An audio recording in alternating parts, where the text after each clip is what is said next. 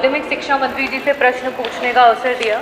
मेरा प्रश्न मंत्री जी से बड़ा ही सीधा था कि जितने भी सरकारी एवं जो अनुदान एडेड कॉलेजेस हैं, इंटर कॉलेजेस, वहाँ पे क्या साइंस स्ट्रीम की जो है वो शिक्षा उपलब्ध है कि नहीं, क्या सरकार को इसकी जानकारी है? मंत्री जी, आपके विभाग के जो अधिकारी हैं उन्होंने उत्तर जो है वो गलत बना के दिया। वो कहते हैं कि जी नहीं, हमें जानकारी नहीं है। नहीं है तो आप जानकारी लीजिए।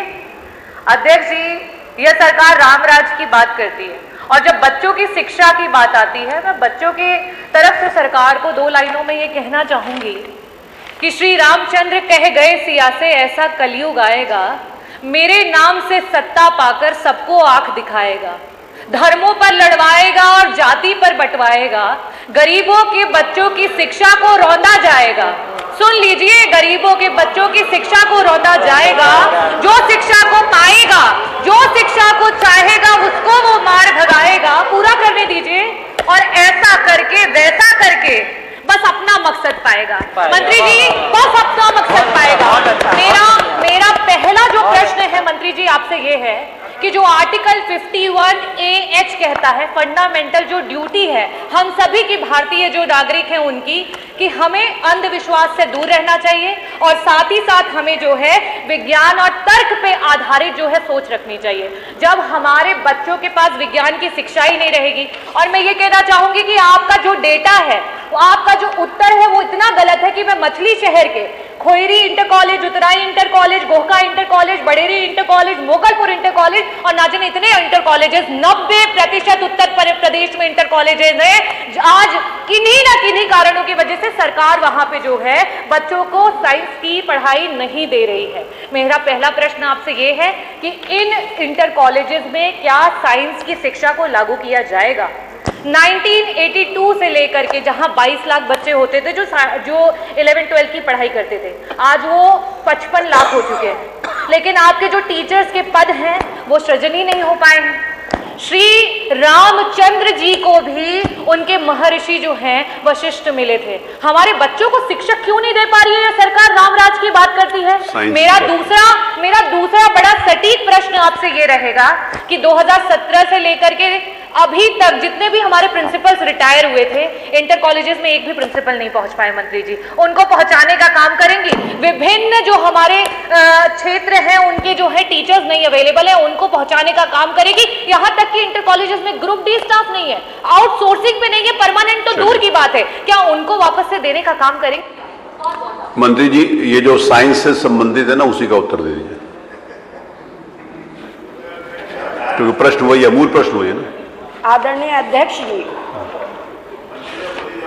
सम्मानित सदस्य अनुदानित विद्यालयों को लेकर और राजकीय विद्यालयों को लेकर इतनी चिंतित हैं कि इनको भगवान राम का उदाहरण देना पड़ा। जानकर भी अनजान बने ये और बात है। जानकर भी अनजान बने ये और बात है। ऐसा नहीं है कि इनको कुछ मालूम ना हो। और मैं ये भी बताना चाहती हूँ मान्यवर कि सूर्य की किरणें कितनी भी चमचमाएं,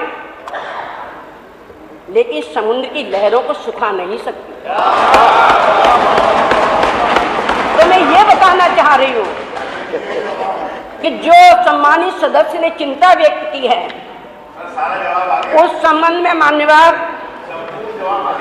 प्रदेश में 974 राजकीय कॉलेज संचालित हैं, जिनमें 3 राजकीय बालिका इंटर कॉलेजों को छोड़कर शेष 971 राजकीय बालिका इंटर कॉलेजों में बालक बालिका में विज्ञान संकाय का पद सृजन है और उसमें मान्यवर पढ़ाई की सुविधा है। पहला जवाब तो ये है। दूसरा, मान्यवर प्रदेश में 487 अनुदानित इंटर कॉलेज संचालित हैं, जिसमें 2683 अनुदानित इंटर कॉलेजों में विज्ञान संकाय की पढ़ाई की सुविधा उपलब्ध है तथा 1404 अनुदानित इंटर कॉलेजों में विज्ञान संकाय की सुविधा उपलब्ध नहीं है।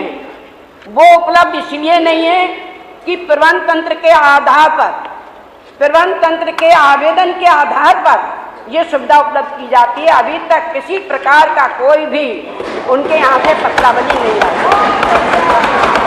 धन्यवाद।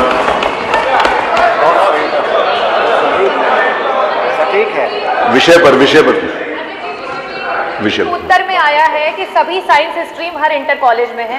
बस मेरी विधानसभा दिखवा ले, मेरी विधानसभा के जो मैंने सदन में 5 इंटर कॉलेजेस के उसको दिखवा लेंगे, वहाँ साइंस की जो है पढ़ाई नहीं है। माननीय मंत्री जी, वहाँ पे कम से कम बच्चों पे साइंस की पढ़ाई, आपका उत्तर जो है गलत नहीं। अरे आने दीजिए, विषय पर पूछ।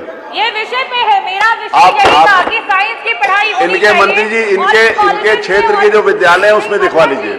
ये विषय पे ही है। आपके मेरा विषय ये था कि साइंस की पढ़ाई होनी चाहिए। ठीक है, आप आपके क्षेत्र के अंतर्गत जो विद्यालय है उनको दिखवा लीजिए। मेरी विधानसभा के कॉलेज, इनकी विधानसभा दिखवा लीजिएगा। अगला प्रश्न। गलत उत्तर आया। मंत्री जी, इनकी विधानसभा के जो विद्यालय बताए हैं, चाहते ही नहीं बच्चे पढ़े। आप जो विद्यालय का इन्होंने बताया है उसमें दिखवा लीजिए। अगर उसमें कोई आवेदन आया है तो उसको प्रोसेस करवाइए। धन्यवाद। अगला प्रश्न भी आप ही का उत्तर आप दें। सीधा डॉक्टर आर के वर्मा।